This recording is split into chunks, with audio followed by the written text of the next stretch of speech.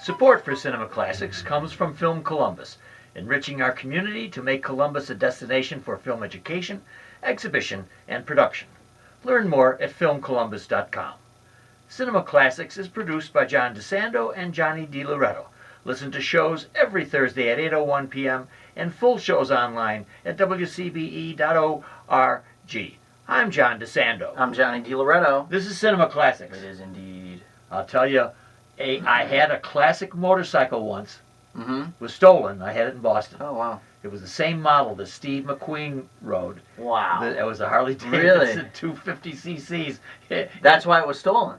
Probably, right, yeah. But of course I was clueless as always. Left it, in an enclosed area in my backyard. What did I think? Maybe it escaped. But we have recently had escape room. Yeah.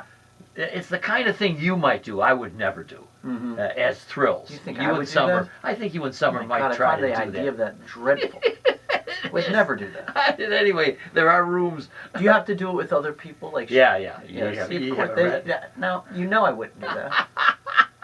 Anyway, so Terry Mikesell in the Dispatch in the Weekend listed a bunch of films with escape in their titles. Okay. So I thought, who better than the ultimate escapist, you, could I approach with this? Yeah. And say, I would have to tell you that my favorite of them all is The Great Escape Okay. with Steve McQueen. Yeah. And Charles Bronson. And who Yeah. knows Is who else? James Garner in that? Or? But some of these guys from the Magnificent Seven. Yeah. Because I think it's John Sturgis It who's is. the director. You're right. Right? Yeah. So they all team up again. They all team up. And in classic escapist mode, it probably makes something very romantic out of a grim situation. Right. Escaping from a World War II internment camp. Right. Oh, ouch. Yeah. So it's always the setting, right, that informs the escape. Yes. And how it takes place Good. and how it's Yeah, shaped. good.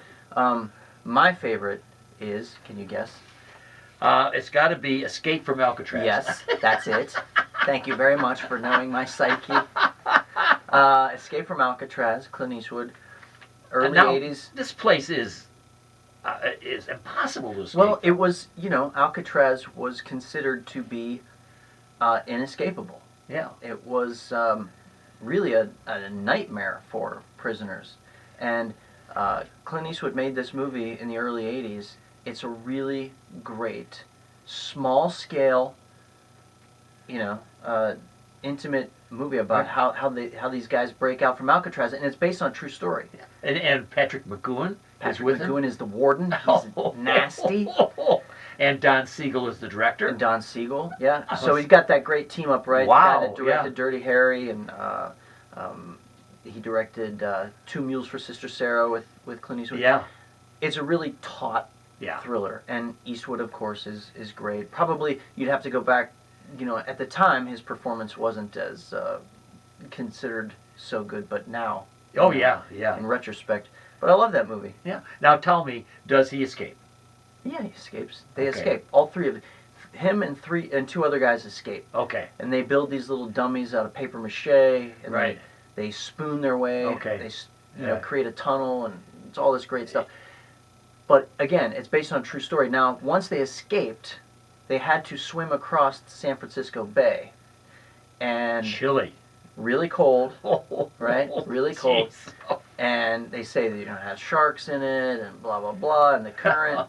And so they believe that these guys probably died, but their bodies were never found. Okay. Well, So isn't that a great ending? I love it. Their And bodies were never it found. doesn't always have to be a happy ending, because in The Great Escape, I think there are some 70 of them, of the World War II incarcerated soldiers Mhm. whom McQueen and the others helped get out. Yeah.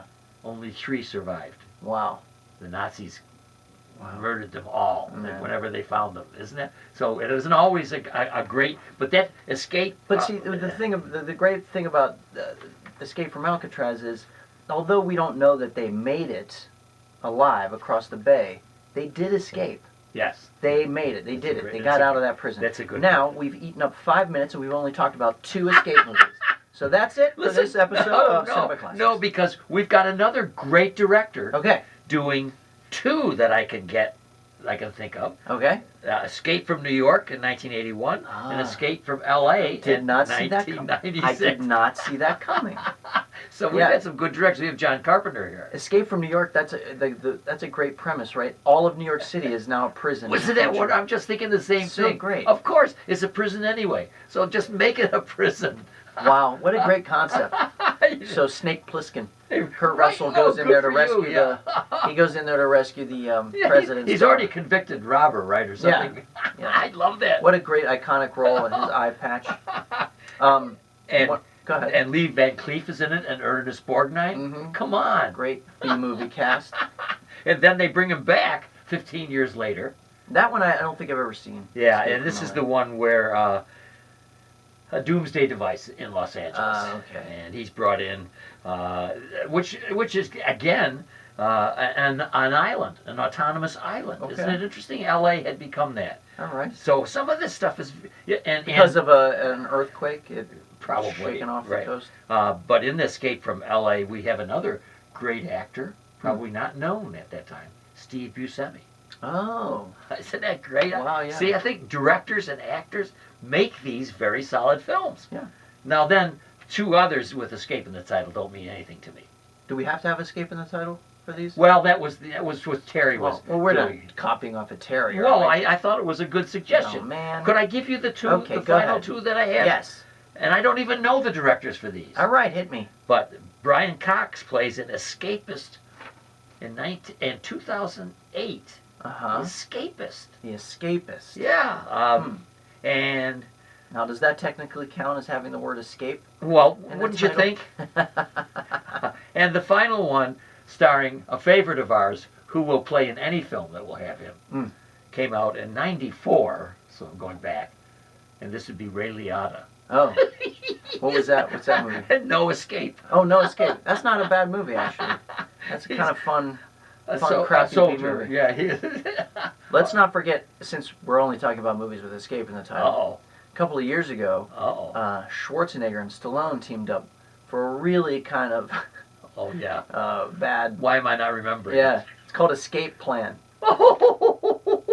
Gee, I wonder But you know what? Because Stallone has now mastered these little tiny B action movies, Right. it turned a profit, and there's a sequel coming out soon. Oh, gosh. What do you think the allure is? What do you mean, what is the allure? Yeah. Of course, because... I mean, generally speaking, here you have a population. If I see a film with the word escape in it, I'm intrigued, but I'm also expecting junk. Well, what you have is a built-in hook.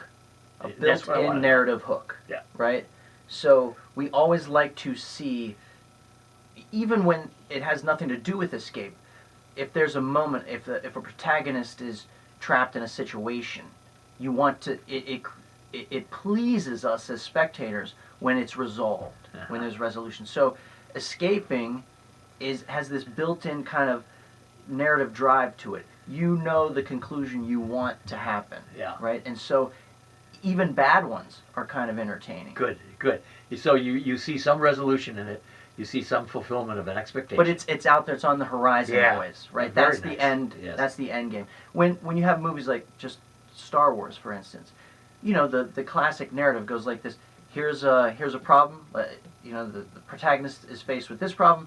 We got to get past that, right? Then things are good for a while. Then another problem, and you got to solve that. Well, an escape movie, the problem is always that one thing. Yes.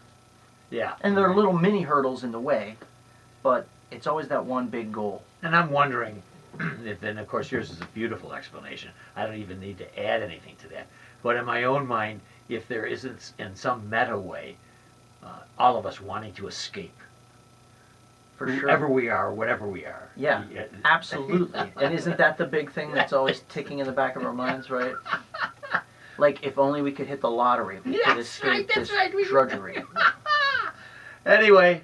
If only we could afford to buy a color printer so that we could print off, you know, if only we could afford graphics but so that keeps us always looking for escape, Yes, right? I know. Escaping to WGBH. Where's that? Boston. Boston, right? Yeah. That's